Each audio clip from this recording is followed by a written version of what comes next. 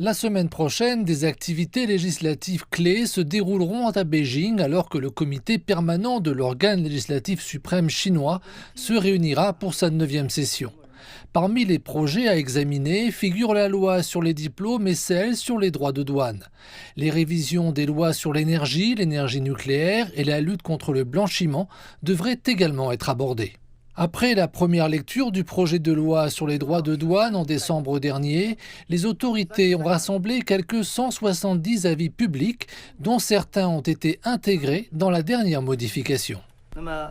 Les principales révisions sont les suivantes. Premièrement, répondre aux besoins de développement du commerce électronique transfrontalier en définissant les responsables du prélèvement des droits de douane sur les transactions transfrontalières du commerce électronique. Deuxièmement, remplir et améliorer les dispositions concernant les règles sur le pays d'origine. Troisièmement, résumer les expériences tirées des réformes douanières afin de simplifier la procédure douanière et de légaliser les politiques qui profitent aux contribuables. Enfin, clarifier la gestion et le prélèvement des taxes par les douanes au stade de l'importation.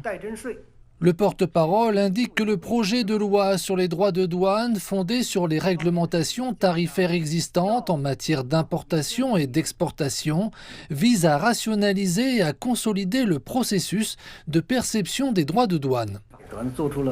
Quant à la gestion et au prélèvement des droits de douane, il faut s'adapter aux innovations commerciales en devenant plus numérique, intelligente, normalisée et facile.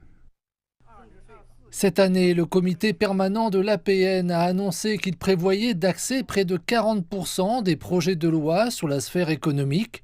Il s'agit notamment d'élaborer des lois pour promouvoir la stabilité financière et les organisations économiques collectives rurales et de réviser les lois qui portent entre autres sur les ressources minérales, la faillite des entreprises et la concurrence déloyale.